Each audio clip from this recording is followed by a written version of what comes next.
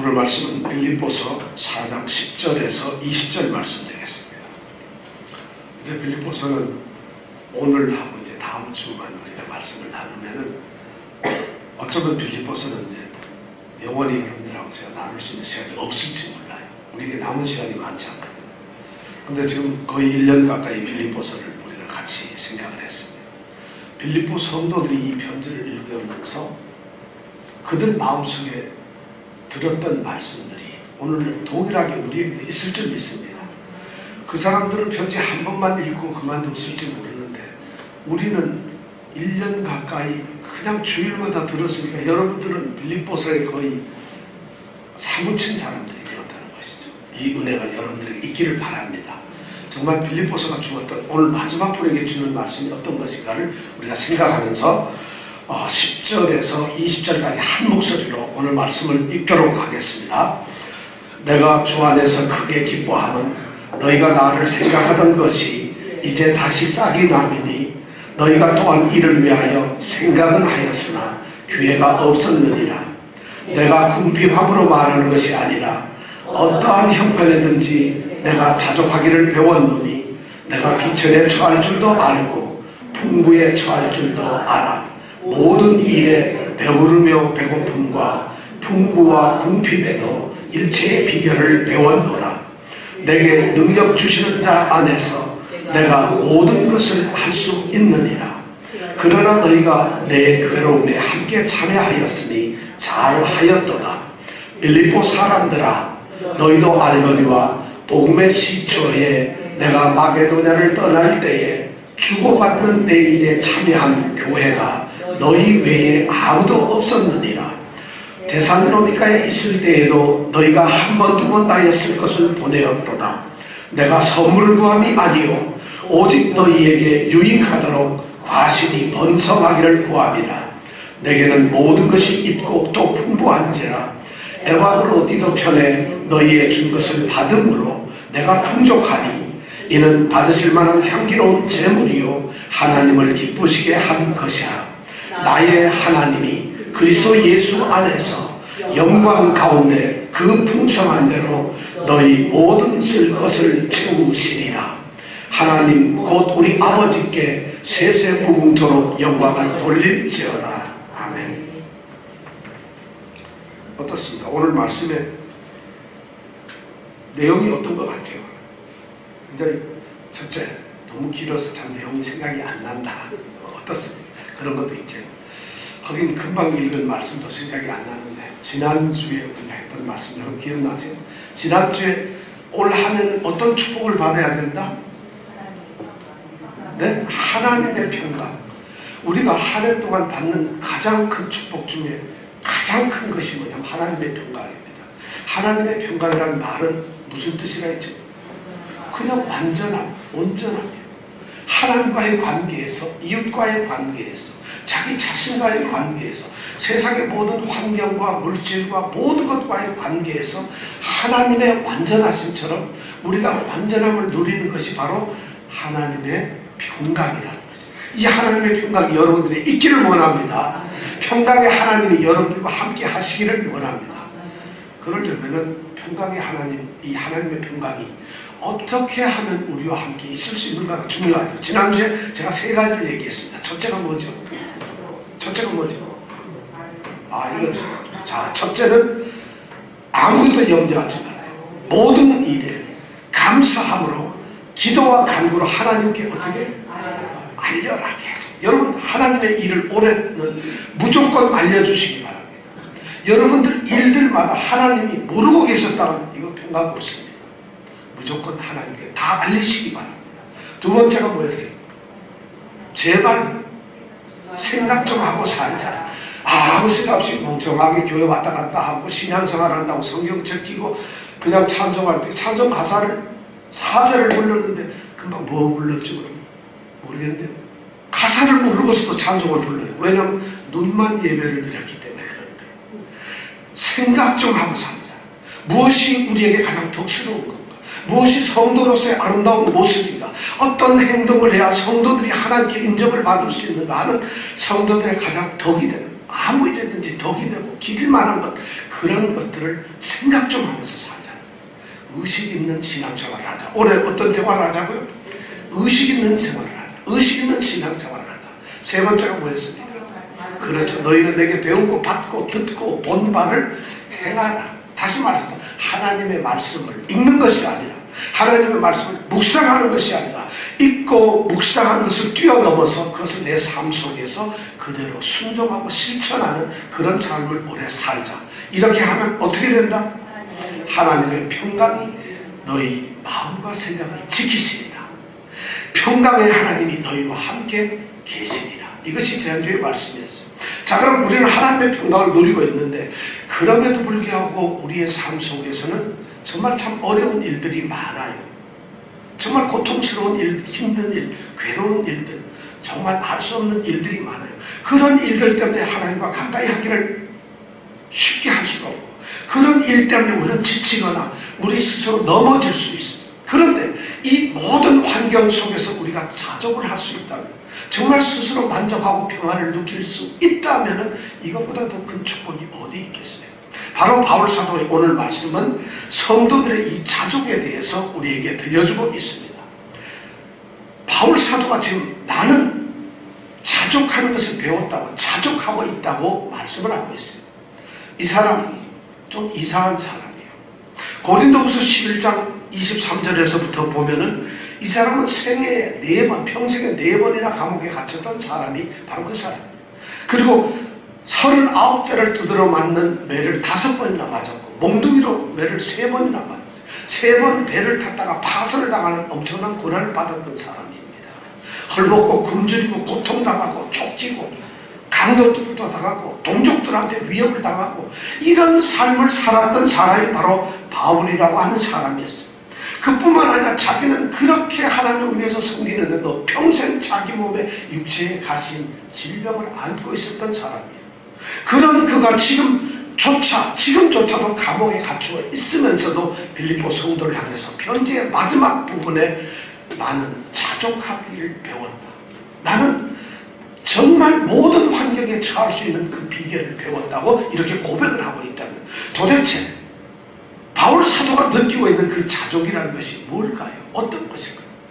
여러분들, 우리는 자그마한 일에도 금방 부들부들, 안절부절, 두근두근, 실망, 좌절, 두려움 막 이런 것을 넘어지는데, 오늘 바울 사도는 빌립보 성도들에게, 그들도 고통 중에 있고 고난 중에 있죠.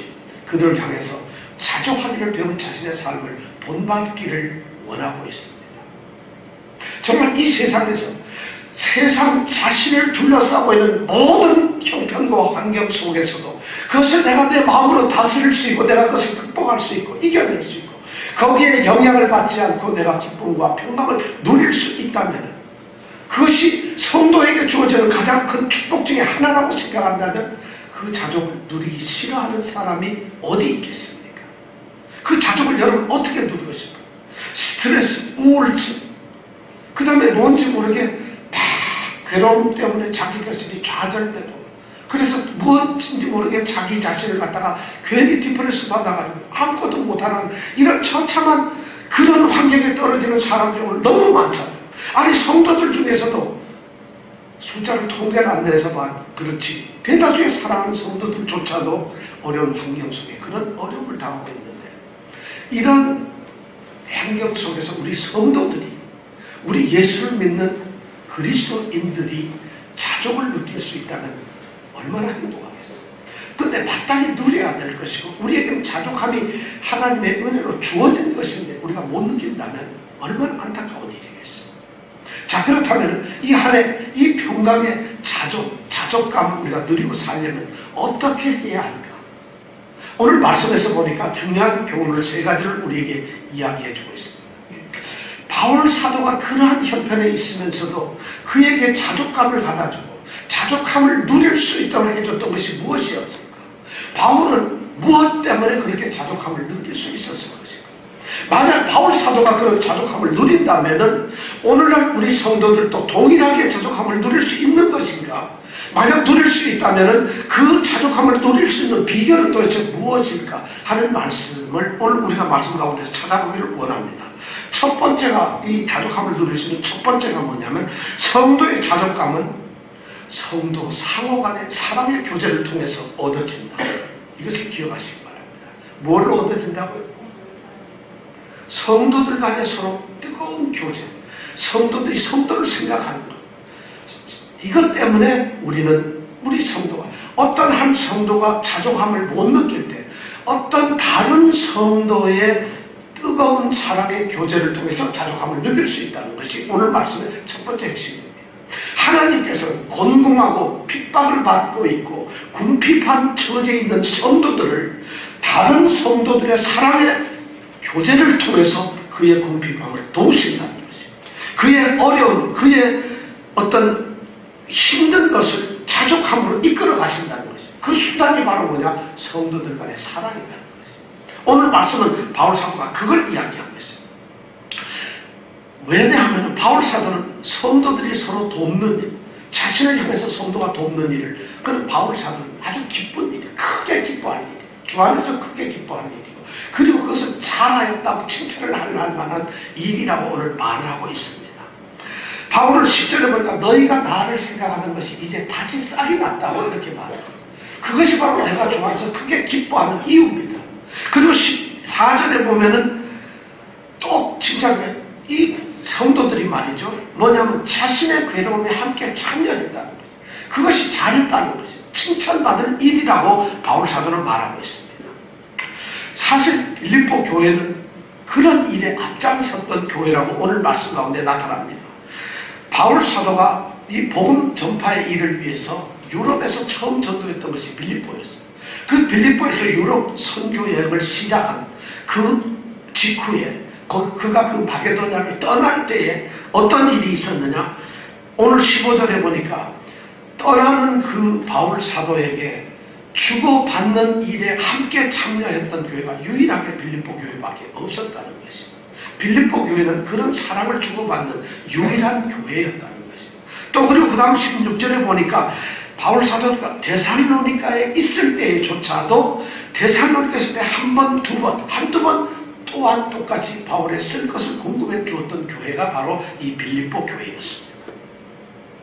지금 감옥에 있는데도 오늘 말씀해 보니까 18절에 보니까 감옥에 있는 자신을 기억하면서 에바브로디도 편에 그를 통해서 자신이 감옥에서 써야 할 것을 공급해주고 있다는 것을 지금 말하고 있어요. 이렇게 기뻐하고 있습니다. 사실 빌립보 교회 성도들에게 가장 중요했던 것은 뭐냐면 이렇게 나눔이라는 거죠. 나눔이라는 나누고 있다는 것이죠. 정말 이 중요한 말이에요. 자신들도 지금 어려운 가운데 있습니다. 빌립보 성도들이 절대 부유하지 않아요. 어쩌면 우리 여기에 있는 우리 성도들의 평균 수입과 그들의 수입을 비교하면 누가 더 높겠어요? 우리가 훨 높아요. 이분들은 말이죠, 종래 신분이거나 아니면은 정말 비참한 그런 사람들이에요. 유일한 부자 한 여인이 있었으니 그 이름이 루디아라고 하는 여인. 그러니까 장사하는, 자주 장사하는 여인이 아마 좀 부자였어요. 그 여자도 뭐 사업 맨날 잘했는지 어떤지 모르겠어요. 하여튼 빌립보 성도들은 굉장히 어려운 가운데 있었어요. 근데 자신들도 어려운 가운데 있으면서도 바울의 필요를, 바울이 뭔가 필요한 걸 갖다가 자신들이 필요한 것으로 생각을 했다는 거죠.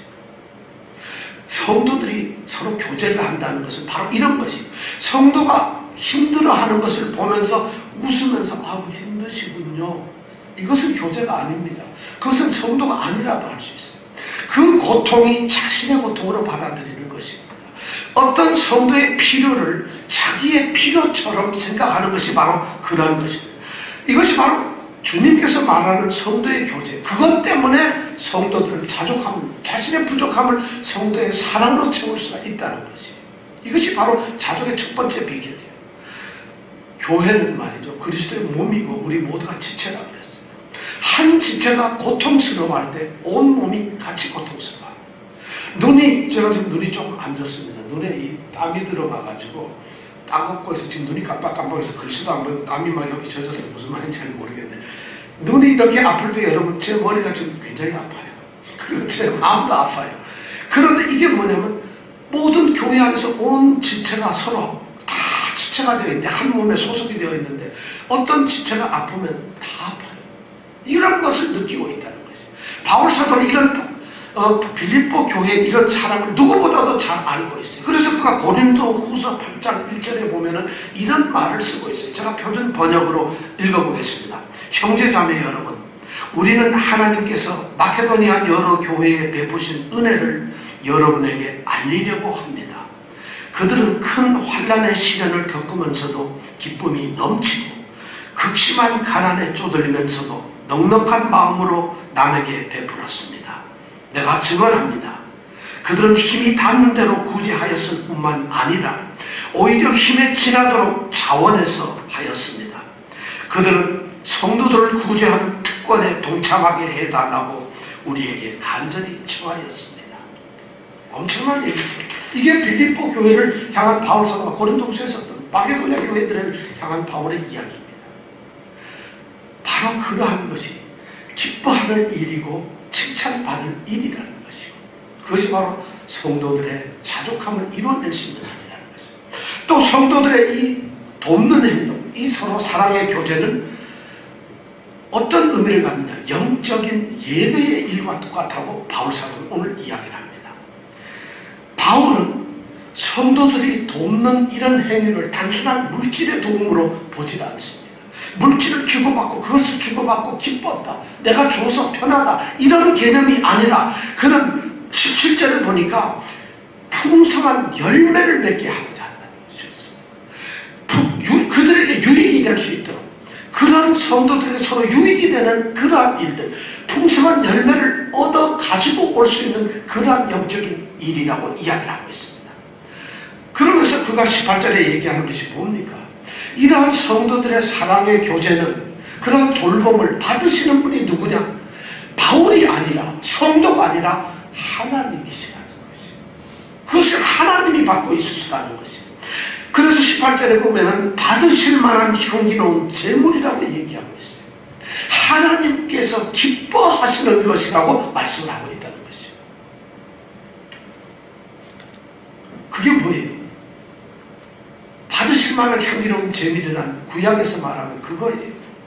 자기의 죄의 대가로, 또는 자기 자신의 개인의 헌신적인 행위로 제사를 드릴 때 번제 제물로서 제물을 태웁니다. 그러면 그 제물을 태우는 연기와 냄새를 통해서 하나님은 그것을 기쁘시게 맡으시고, 그래서 이 제사를 열납하시고 기쁘게 받아들이신다. 바로 성도들의 이런 뜨거운 사랑의 교제가 다름 아닌 받으실 만한 향기로운 제물이라는 것이에요. 여러분, 그런 생각 해보셨어요? 이런 생각 한번 해보셨어요? 내가 이 형제 자매를 돕는 것이 하나님께 드리는 예배 행위라는 생각을 해보신 적이 있어요? 바울 사도는 지금 성경에서 그렇게 우리에게 말씀을 하고 있어요. 성도를 돕는 것은 바로 주님을 섬기는 일입니다. 주님께서도 그렇게 말씀을 하셨어요. 그렇게 주님을 섬기는 일이라고 주님조차도 신약에 보면 말씀을 하고 있어요. 마태복음 25장 40절에 뭐라고 되어 있습니까? 내 형제 중 지극히 작은 자 하나에게 한 것이 곧 누구에게 한 것이라? 그렇죠, 내게 한 것이라. 40절에 그렇게 했는데 25장 45절에 가면 뭐라고 했느냐, 이 지극히 작은 자 하나에게 하지 아니한 것이 내게 하지 아니한 것이다. 무섭죠. 한 것이 그렇다면 하지 않은 것도 또한 그렇다는 것이에요. 그러니까 이것은 해도 되고 안 돼도 되는 것이 아니라 할 수밖에 없는, 해야만 하는 명령이고 하나님의 섭리인 것이에요. 이것이 바로 성도들의 돌봄의 두 번째 특징이라고 바울 사도는 이야기를 하고 있어요. 세 번째는 뭐냐? 성도들이 서로 사랑의 교제를 갖는 것은 하나님의 공급하심으로 다시 더 큰 것으로 채우심을 받는다는 보상행위가 있다는 것이에요. 그 말씀을 지금 하고 19절을 한번 우리 다 같이 읽어볼까요? 시작.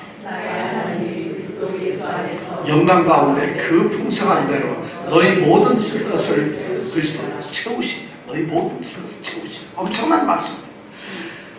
빌립보 성도들은 바울의 필요를 채워주었지만은 그 바울의 필요를 채워주었던 빌립보 성도들의 필요는 하나님이 채워주신다.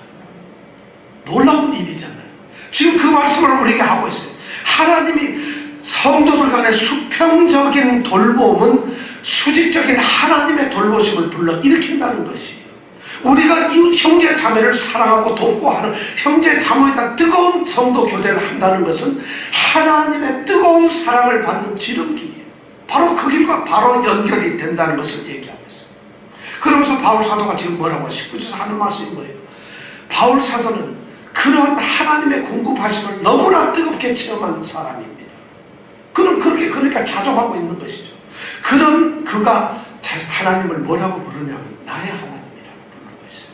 나의 하나님께서 그리스도 예수 안에서 영광 가운데 그 풍성한 대로 너희 모든 것을 채우시리라. 나의 하나님. 바울 사도는 자신이 체험했고 자신이 누렸고 자신의 모든 것을 채워졌고 자신과 함께 했던 그 하나님이 바로 빌립보 성도 모두의 우리의 하나님이 되신다는 것이에요.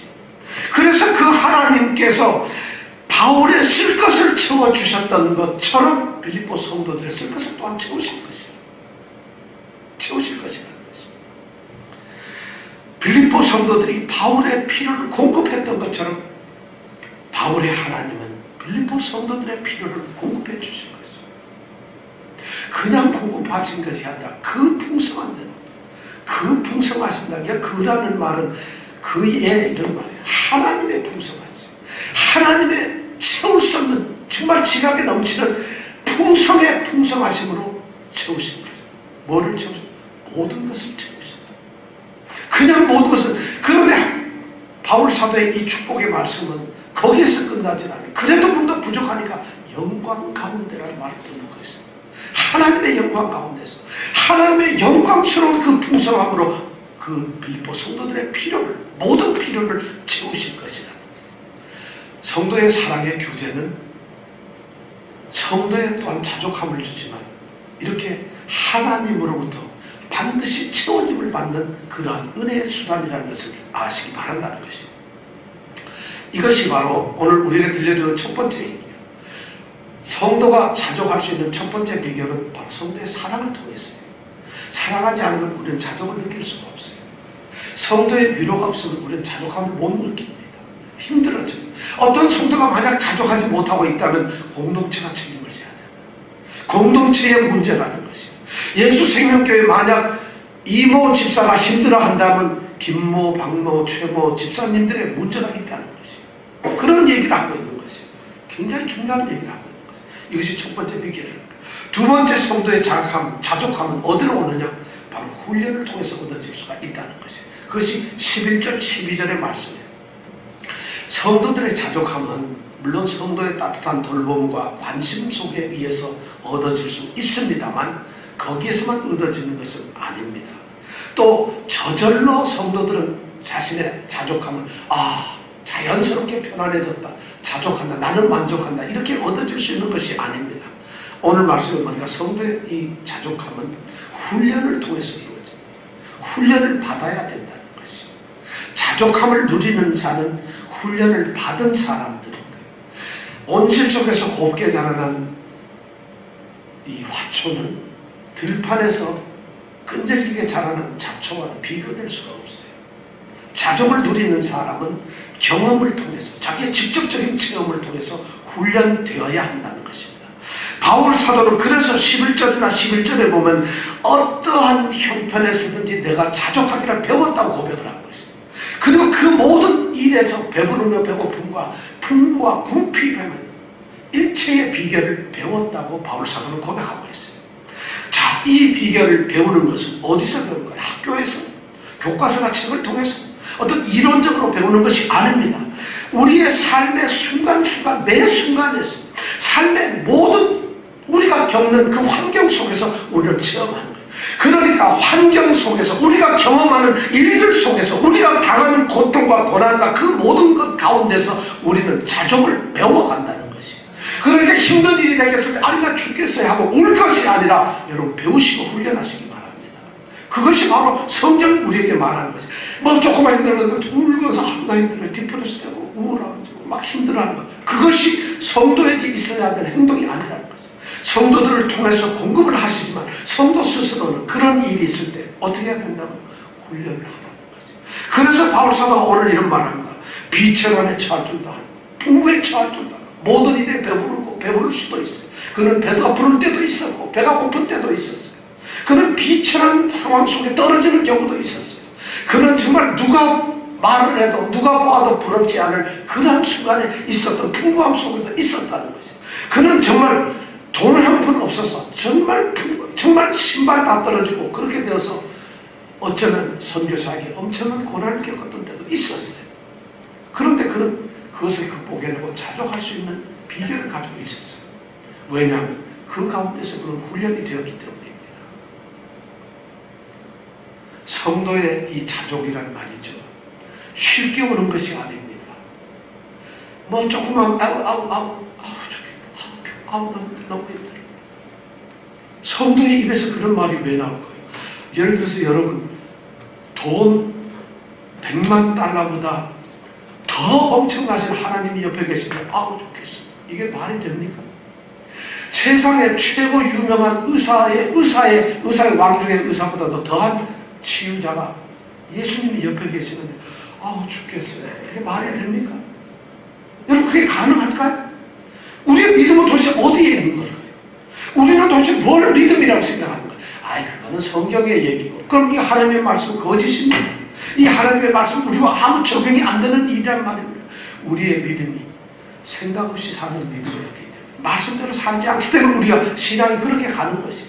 그러니까 신앙은 타성이나 습관이 아니에요. 종교적 어떤 행위가 아니라 정말 하나님의 능력을 누리는 것입니다. 그런 것을 체험하는 것이 신앙이에요. 그래서 예수를 믿는 것이 기쁜 것이지 그런 게 아니라면 예수 믿는 게 왜 기뻐요? 주일날 좀 늦잠 자고 안 와도 되는데 그냥 꾸역꾸역 교회를 와야 되는 게 왜 기쁩니까? 여러분 기뻐요? 교회 나오는 게 기쁘다는 건 그건 말이 되지 않아요. 우리는 이 시간 예배로 하나님을 만나기 때문에 기쁜 거예요. 그게 아니라면 거짓이. 그런데 이런 말 해도 전혀 목사님 그거는 목사님이나 하는 얘기지 목사만 예수 믿습니까? 목사에게만 하나님이신가요?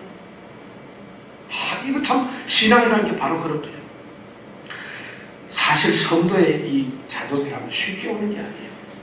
힘겹고 고통스럽고 지독한 아픔, 지독한 괴로움, 어쩌면 너무 외로움, 어쩌면 너무 비참함, 어쩌면 자기 혼자만 떨어져 있는 것 같은 자기는 아무것도 아닌 존재 같은 그러한 환경 속에서 훈련의 비용을 지불해야만 오는 것이 바로 성도의 자족이라는 거예요. 그렇기 때문에 성도들은 강할 수가 있어요. 성도들은 이겨낼 수가 있어요. 바로 그런 성도들은 그런 것을 말씀으로부터 배웠기 때문입니다. 더 놀라운 것은 하나님께서는 성도들이 자족을 할 수 있도록 훈련을 시키신다는 것이에요. 이것이 얼마나 기쁜지 몰라요. 하나님이 너희들 알아서 해라가 아니라 하나님이 훈련을 시킨다는 것이에요. 시편 81편 7절에 보면은 무리바 물가에서 너를 시험하였도다 하고 하나님이 말하고 있어요. 무리바 물가에서 하나님이 너를 시험했다고. 무리바 물가가 뭘까요? 출애굽기 17장 1절부터 8절에 보면은 이스라엘 백성들이 출애굽을 하고 한 달이 채 안 돼서 무리바라고 하는 광야 옆에 도달을 합니다. 근데 거기 물이 하나도 없어요. 애국에서 물 시큰 마시고 우리가 고통스럽지 않았는데 광야에 괜히 끌어내서 모세가 하나님이 괜히 끌어내서 우리가 목마르게 한다. 갈증을 호소하면서 하나님을 원망합니다. 그때 하나님께서는 반석을 쳐서 반석에서 뭐가 쏟아나게? 정말 생수가 쏟아나도록 했다는 거죠. 그들은 그 갈증을 해소했다는 거죠. 그렇다면 출애굽 이 길에서 르비딤에서 무리바 물가에서 만난 이 사건이 우연히 그들에게 주어진 것일까요? 여러분 그것이 우연히 그들의 삶에 이루어졌던 일일까요? 우연히 그들이 맞닥뜨렸던 일일까요? 갑작스럽게 그런 일이 생겨서 목이 마르고 갈증을 느낀 것일까요? 아닙니다. 하나님께서는 자신의 백성의 믿음을 시험하시기 위해서 의도적인 행동을 하셨던 겁니다. 훈련의 기회를 주셨던 것이고 하나님은 훈련을 하셨던 것입니다. 바로 하나님은 사랑하는 자기 백성들, 자기 사람들을 위해서 이렇게 훈련을 시키는 거죠. 그러니까 성도들은 하나님이 훈련시킨 최고의 훈련사를 통해서 훈련받는 사람들이에요. 그러니까 우리는 그 속에 설 수가 있습니다. 그럼 도대체 훈련을 어떻게 받아야 됩니까? 어떻게 받아야 됩니까? 여러분 훈련 어떻게 받아야 되겠어요? 아니 어떻게 받아야 되는지 뭐 얘기를 할까요? 훈련을 받아야 되는데 어떻게 해야 될까요? 야, 이거 뭐 여러분들 한번 생각해보세요. 여러분 혹시 훈련 받는 사람들 있죠? 우리 많습니다. 우리 김진환 원사님 훈련 어떻게 받고 있나요? 네? 자족의 훈련을 뭘로 받고 있나요? 참아요. 훌륭한 방법입니다. 제가 몇 가지 방법을 하면 이런 게 있습니다. 먼저 기억해야 되는 것입니다. 모든 것을 주관하시는 분, 모든 것을 소유하신 분은 하나님이십니다. 이걸 기억을 하십시오. 우리에게 가장 중요한 건 백이 중요해요. 모든 것을 하실 수 있는 분이 하나님이라는 걸 이것을 잊어버려요. 믿음을 가지고 있다는 성도들이 가장 빠지기 쉬운 함정이 뭐냐면 너무 믿음에 충실하다 보니 누구를 믿는 걸 잊어버려요. 그리고 내가 하나님을 믿는데 그 하나님이 너무 일상적이고 너무 상식화되어 버리고 그 하나님이 아무것도 아닌 존재처럼 나한테 그렇게 간절하지 않아요. 하나님은 무엇이든지 할 수 있고 모든 것을 가지고 있는 나의 하나님이라는 것을 기억하십시오. 이것이 첫 번째. 두 번째는 감사해야 돼요.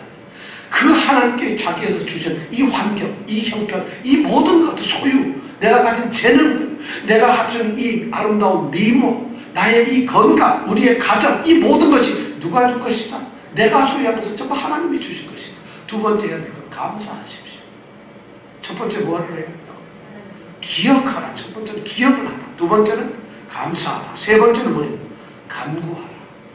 혹시 가지고 있는 이것을 보는데 가지지 못한 것이 자꾸 눈에 보여요. 혹시 내가 가지고 있는 것보다 다른 사람께 더 좋게 보여요.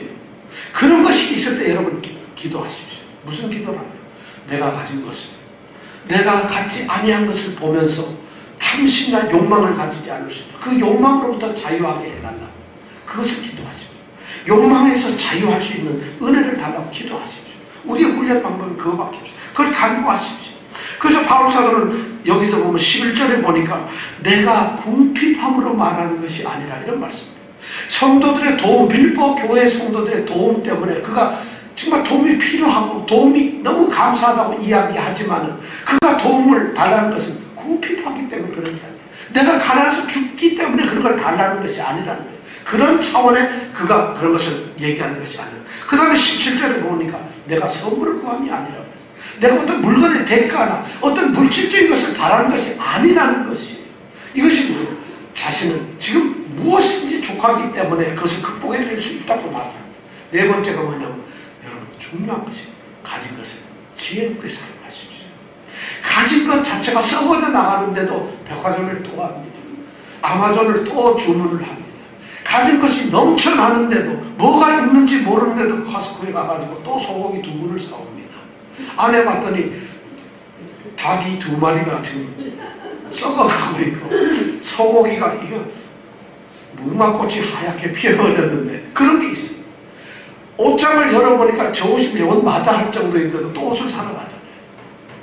그러면 지혜롭게 가진 것을 사용하라. 여러분들이 뭘 가지고 재능을 가지고 있나요? 시간을 가지고 있나요? 힘을 가지고 있나요? 지혜롭게 아주 정말 현명하게 사용하게 해달라고 기도를 하시죠. 이것이 자족을 할 수 있는 가장 자기 것을 누리는 것만큼 깊은 자족이 없다는 것이에요. 그 다음에 5번째가 신뢰하라. 나의 모든 형편을 아시는 그 하나님을, 나의 필요를 모든 것을 아시는 그 하나님을, 나의 필요를 채우시겠다고 약속하신 그 하나님을 믿으십시오. 신뢰하십시오. 그리고 마지막으로 중요한 것이 뭐냐면 자신의 그 삶 속에서 발견하십시오. 하나님의 뜻이 무엇인가를, 하나님이 내게 이루시고자 하는 일이 무엇인가를, 하나님의 이 섭리의 손길이 나를 통해서 지금 무엇을 하고 있는가를 발견을 하는 거죠. 이런 과정을 거치게 된다면 여러분 어느 누구도 자족의 훈련에서 낙오되지 않을 것입니다. 어떤 사람이 이런 일을 할 수 있을까요? 누가 도대체 이런 일을 할 수 있겠어요? 성경에는 수많은 사람들이 다 그런 과정을 거쳤어요. 요셉이라고 하는 한 사람이 그런 것을 경험했어요. 아버지 최고 사랑을 받았을 때도 그런 행복했지만 그 사랑 때문에 배신당해서 형제들에게 팔림을 받고 애굽에 종으로 팔려갔을 때도 그는 만족했어요. 종으로 팔려갔을 때 충성을 다했는데 그 충성이 오히려 배신감으로 돌아오고 모함으로 돌아왔을 때 그때도 그는 충성을 했고 만족했어요. 감옥에서도 충성. 그는 총리가, 애굽의 총리가 되어서도 충성을 하고 자족을 했어요. 아니, 자신을 팔아버리고 배신했던 그 형제 자매가 자신을 찾아왔을 때 그때조차도 그는 행복해하면서 그들을 기쁨으로 맞을 수 있는 사람이었어요. 성경에는 그렇게 자족을 하는 사람들이 많았어요. 여러분들, 자족은 훈련으로부터 옵니다. 훈련을 받아야 됩니다. 훈련 받지 않는 사람은 절대 그것이 불가능합니다. 여러분들, 올해 한 해는 우리가 처한 이 환경에서 하나님의 훈련의 기회를 우리가 인내하고 참음으로, 기도, 인정함으로, 하나님의 뜻을 발견하고, 그리고 하나님을 신뢰함으로 이기시기를 바랍니다. 자, 세 번째, 우리가 성도의 자족함을 우리가 얻을 수 있는 게 있어요. 첫 번째, 성도들의 교제를 통해서, 우리는 성도들의 도움을 통해서 우리는 자족을 느낄 수 있었고, 두 번째는 훈련을 통해서 우리는 자족함을 배울 수가 있었어요. 세 번째가 뭐냐면 우리가 자족함을 배울 수 있는 거지. 13절 말씀입니다. 다 같이 한번 읽어보겠습니다. 큰 소리로 시작. I can do all this through Him who gives me strength. 이 말씀 모르는 분 혹시 몰라 듣어보지 못한 분 있으세요? 지금 두 분이 굉장히 눈을 동그랗게 뜨고 그래 나만 몰랐나? 이러는데 이 말 모르시는 분이 있어요. 내게 능력 주시는 자 안에서 내가 모든 것을 할 수 있는 일. 너무 멋져요. 너무 아름답고 이렇게 좋은 말이 세상에 이거 뻥 아니야? 정말 이 말이 이렇게 되겠어요? 내게 능력 주시는 자 안에서 내가 모든 것을 할 수 있다. 그런데 세상에 이 말씀만큼 오해가 되고 잘못 알고 있는 말씀이 없다는 것이에요. 소 한 마리를 잡아놓고 귀만 자른 다음에 이게 소입니다 그러면 알아볼 사람이 몇 명이나 되겠어요? 여러분, 돼지를 한 마리 잡아놓고 꼬리 끝에 약간 자른다면 이게 돼지입니다 그러면 그걸 돼지로 알 수 있는 사람이 누가 있겠어요? 하나님의 말씀을 말이죠, 한 부분을 놓고 그것만 딱 떼어서 이야기를 하면은 그 말이 그만 졸지에 다른 것으로 둔갑을 해버리고 말이에요. 그 대표적인 말씀이 이거예요. 내게 능력 주시는 자 안에서, 내게 능력을 주신 그분 안에서 내가 모든 것을 I can do everything, 모든 것을 할 수 있다. 얼마나 좋다. 세상에 인생 상담 강사들이 하는 얘기가 뭐예요? 여러분들은 무엇이든지 할 수 있습니다. Yes, you can. 할 수 있습니다. 여러분들이 마음을 집중하십시오. 그리고 여러분들의 전심을 쏟으십시오. 거기에 전념을 하십시오. 여러분들 할 수 있습니다. 바로 이 말을 갖다 그렇게 이용을 하고 있다는 것이죠. 여러분, 이 말이 그 말일까요? 어쩌면 그 말일 수도 있는데 오늘 말씀에서는 전혀 그런 말이 아니라는 것이 안타깝습니다. 이 말씀은 두 가지로 나누어질 수가 있어요. 두 부분으로. 첫 번째가 뭐냐면 내가 모든 것을 할 수 있느니라. 내가 모든 것을 할 수 있느니라. 이 말을 딱 들으면 어때요? 얼마나 자신감이 넘쳐요. 얼마나 자만심에 넘치겠어요. 내가 모든 것을 할 수 있다. 그런 말씀 아닐까요? 바울 사도가 지금 내가 모든 것을 할 수 있다 이렇게 외치고 있는 걸까요? 내가 모든 것을, 바울 사도가 지금 감옥에 갇혀서 빌립보 성도들이 가면서 여러분 나는 모든 것을 할 수 있습니다 이렇게 말하고 있는 걸까요? 어쩌면 그럴지 몰라요. 이거 두렵네. 그런 건가 아닌가. 성경은 그런 의미로 말하지 않습니다. 먼저 모든 것을 할 수 있다는데 이 모든 것이 뭘까요? 아무거나 할 수 있다는 것이 아니에요. 이 말씀은 바울사도가 바로 직접 11절, 12절에서 했던 그러한 상황에 자신을 처할 수 있다는 것이에요. 자기가 비천에 처할 수 있는 게 도저히 불가능한데도 비천에 처할 수 있어요. 자기가 배고프면 죽을 지경이 돼서 배고프면 못 견디는데도 배고픔에 처할 수가 있다는 것이에요. 이것이 바로 모든 것을 얘기하고 있는 거예요. 11절에 있는 그 6개의 상황뿐만 아니라 그런 상황을 모든 것이라고 얘기를 하고 있다는 것이에요. everything이 아니라 정확하게 번역을 하면 I can do all this. 이 모든 것을 할 수 있다는 거죠. 이렇게 얘기를 하고 있다는 거예요. 그 모든 것은 또 이런 의미를 가지고 있어요. 여기서 모든 것이라는 것은 하나님께서 우리 믿는 성도들에게 초인적인 초능력을 준다는 것이 아니라, 여러분 내가 모든 것을 할 수 있다면 그건 초능력자죠. 하나님은 결코 모든 성도들 우리에게 초인적인 초능력을 주시지 않아요. 또 우리가 생각하는 어떤 일이라도 우리가 할 수 있도록 하나님은 그런 자원을 우리에게 주시지 않습니다. 착각하지 마세요. 여러분, 그러니까 이 말 잘못하면 예수 믿으면 뭐든지 다 할 수 있대. 통일도 왜 못 시켜? 그렇게 한국에 기독교인이 800만이 있다는데 아니잖아요. 그렇죠. 그러니까 우리가 착각을 하는 게 우리가 마치 초인적인 어떤 능력, 우리가 원하는 걸 뭐든지 할 수 있는 것처럼, 내가 하고자 한다면 다 할 수 있는 것처럼 생각을 해요. 하나님께서는 그런 말씀을 지금 하고 있는 것이 아닙니다. 하나님께서 하시는 말씀은 하나님 자신이 우리를 통해서 하시고 싶어하는 일, 바로 그 일을 우리를 통해서 이루신다는 얘기예요. 이 말씀은 그런 얘기예요. 그러니까 하나님이 우리를 통해서 하시고 싶은 일이 있어요.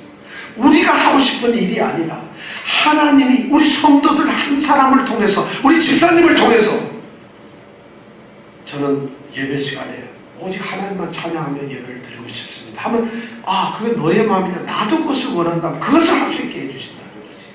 하나님이 우리를 통해서 원하시는 그 일을 바로 우리를 통해서 하나님이 직접 하시냐고, 하나님이 우리를 통해서 이루신다는 것이에요. 하나님이 명령하면 그 명령하는 것을 행할 수 있는 능력을 우리에게 주신다는 것이에요. 그래서 내가 모든 것을 할 수 있다는 것이에요. 근데 할 수 있는가, 이 말을 우리가 가만 들어보면요, 사실 더 정확하게 얘기하면 바울 사도가 내가 모든 것을 할 수 있느니라 하고 하는 이 말의 진정한 의미는 뭐냐면 오히려 거꾸로 하나도 할 수 없다는 얘기예요. 나는 아무것도 할 수 없어요. 나는 무능력자고 힘이 하나도 없고 나는 어떤 것도 할 수 없는 존재라는 것을 지금 고백하고 있어요. 왜냐하면 내가 모든 것을 할 수 있느니라고 하는 이런 고백에는 전제가 있었기 때문에요. 그 전제가 있어요. 이 전제가 없으면 아무것도 못해요. 그렇기 때문에 바울 사도가 고린도후서 12장 9절에 고백했던 것이 뭐였을 거예요? 내가 도리어 나의 약한 것을 자랑한다는 것이. 약한 것을 자랑하는 사람이 어떻게 있을 거예요? 그리스도의 능력이 내게 머물게 하기 위해서 자기의 약한 것을 자랑하고 있어요. 그래서 그가 10절에 고백하는 것이 뭐예요? 이는 내가 약할 때 강함이라는 거죠. 우리는 약할 때 강함 되시네 나의 보배가 되신 주.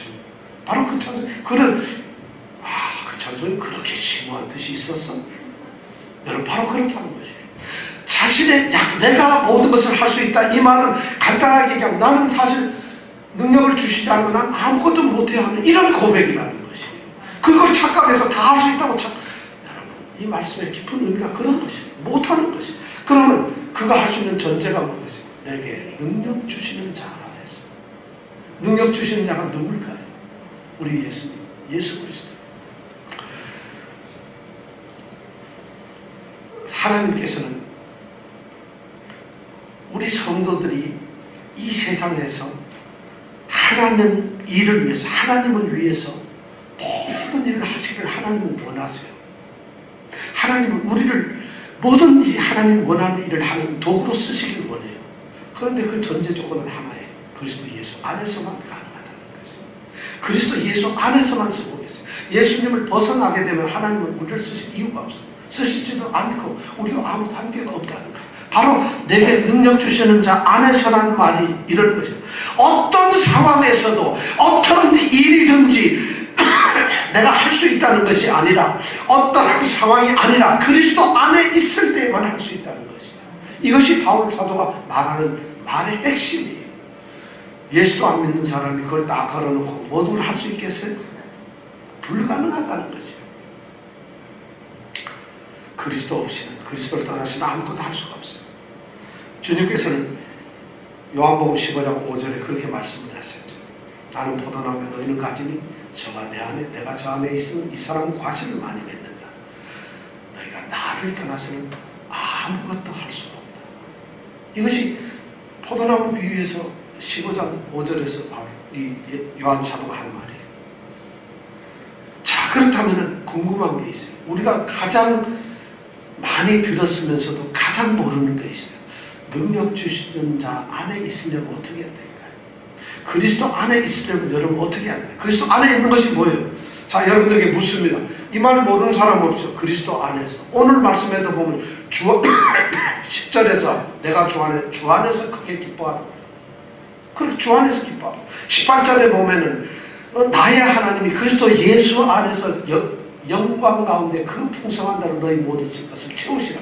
그리스도 안에서요. 또 오늘 13절에 보니까 내게 능력 주시는 자 안에서 내가 모든 것을 할 수 있다. 이렇게 말하고 있어요. 그렇으면 여러분들이 묻습니다. 능력 주시는 자 안에 있다는 건 어떤 걸까요? 예수님 안에 있다는 것, 여러분 어떤 걸까요? 예수님 뭐 계시질 않고 보이질 않는데 여러분 예수님 안에 어떻게 있을 수 있어요? 아, 있잖아요. 성령 충만하게 있는 거예요. 그럼 여러분 성령 충만은 어떻게 해야 될까요? 예수님 안에 있고 싶지 않으세요? 그럼 교회 나와서 예배를 드리고 기도 열심히 하고 그러면 되죠. 주님께서는 하나님 자신의 말씀 안에 거하는 것이 자기 안에 있는 것이라고 말씀을 했어요. 놀라운 말씀. 똑같이 요한복음 15장 7절에 보니까 너희가 내 안에 거하고 내 말이 너희 안에 거하면 무엇이든지 구하라. 그리하면 내가 이루리라. 자, 뭐라고 그랬다고요? 너희가 내 안에, 우리 성도들이 예수님 안에 있습니다. 그리고 우리 안에는 뭐가 있을까요? 내 말이 너희 안에요. 내가 너희 안이라고 말씀을 하지 않고 내 말이 너희 안에 있어요. 주님이 하신 말씀이 내 안에 있다. 이게 무슨 말이에요? 내가 말씀을 따르고 순종한다는 거예요. 말씀을 실천할 때 그때에 비로소 내가 능력 주시는 자 안에 있다는 것입니다. 이것이 성경의 일관된 말씀, 주님께서 하신 말씀이 그거예요. 그래서 15장 10절에 보면은 요한복음 15장 10절에 또 이렇게 말씀했어요. 내가 아버지의 계명을 지켜서 그의 사랑 안에 있는 것 같이 너희도 내 계명을 지키면 내 사랑 안에 있으리라. 자신이 하나님의 계명을 지켜서 하나님 사랑 안에 있는 것처럼 너희들도 내 계명을 지키면 내 사랑 안에 너희가 있다는 거죠. 그러니까 능력 주시는 자 안에 있다는 얘기는 그의 계명을 지키는 자, 말씀 안에서 지키는 자들이에요. 이것이 바로 능력을 주시는 자 안에서요. 이 말씀의 중요한 의미가 바로 그것입니다. 자, 그런데 여기서 중요한 말은 내게 능력 주시는 자 안에서는, 통해서가 아니에요. 근데 영어 NIV는 through him이라고 되어 있어요. I can do everything through him 이렇게 되어 있어요. through him이 아니에요. in him이에요. 주님은 말이죠, 우리에게 능력을 주시는 통로가 아닙니다. 주님은 능력을 주시는 바로 그분이세요. 주님 안에 있을 때 우리가 능력이 있는 것이에요. 주님을 통해서 우리가 능력을 받는 것이 아니라 우리 성도들이 자족을 하게 되는 유일한 분은 바로 예수 그리스도라는 것이에요. 그러니까 우리가 능력을 받고 능력을 가질 수 있는 것은 통로가 아니라 예수님, 그것이 예수님이 바로 능력이 있는 것이고 예수님 자신이 바로 능력이라는 것이에요. 그러니까 능력 주시는 자 안에서 내가 할 수 있는 거예요. 바로 성도가 자족할 수 있는 것이 예수 안에서, 예수님. 자족을 할 수 있도록 유일하게 하시는 분이 누구냐? 예수님이죠. 우리가 성도가 유일하게 자족을 느낄 수 있는 곳이 어디냐? 예수님 안이라는 거죠. 이 말씀이 오늘 우리에게 들려주시는 말이에요. 예수 그리스도를 소유한 사람은 모든 것을 소유한 사람들이라는 것입니다. 그렇기 때문에 모든 것이 자족할 수밖에 없어요. 바울 이 사람이 그런 사람이에요. 그는 그의 자신이 모든 것을 가졌지만 그리스도 예수에게 완전히 사로잡히기 위해서 그리스도를 위해서 모든 것을 잃어버렸어. 모든 것을 배설물로 여겨버렸어. 자기가 아끼던 모든 것을 다 포기해버렸어. 그가 얻고자 했던 것은 역설적으로 다 잃어버리더라도 그리스도, 그분을 얻으려고 했던 것입니다. 이것이 바울 사도가 내게 능력 주시는 자 안에서 내가 모든 것을 할 수 있다는 진정한 고백의 근거입니다. 이것이 바로 바울 사도의 모습입니다. 자, 말씀을 맺습니다. 성도들이 서로 사랑하는 것은 우리 성도들이 자족을 하는 그런 비결입니다. 서로가 돕는 것, 이것이 바로 내 스스로가 자족할 수 있는 비결이라는 것입니다. 이것은 하나님의 명령이고 우리 성도들이 지켜야 되는 의무입니다. 성도가 성도의 아름다운 교제를 하는 것. 나는요, 성도 교제, 예수만 잘 믿으면 되지 교제가 왜 필요해요? 성도의 교제가 그게 무엇이에요? 주님께 예배 잘 드리고 내가 성경 말씀 잘 읽고 올바르게 살면 돼. 그 올바르게 바르게 사는 가장 핵심이 뭐냐? 아름다운 성도의 교제라는 거예요. 주님은 그러기 위해서 부르셨다는 것이죠. 그게 의미고 명령입니다. 그 다음에 성도의 모든 삶은 훈련의 장소라는 것이죠. 그것이 내가 자족할 수 있는 훈련의 장소인데 그 훈련의 장소를 우리는 이겨내야 한다는 것이죠. 그러나 그 무엇보다도 중요한 나의 자족의 근거는 바로 힘의 근원이신 그리스도 예수 안에 있는 것입니다. 올해 한 해 우리가 자족하기를 원하세요? 풍성한 그 하나님의 은혜의 채우심을 받기를 원합니까? 그렇다면 그리스도 예수 안에 계십시오. 예수 안에 있을 때 여러분들이 그것을 누릴 것입니다. 이 은혜가 올 한 해 여러분에게 있기를 축원합니다. 기도하겠습니다.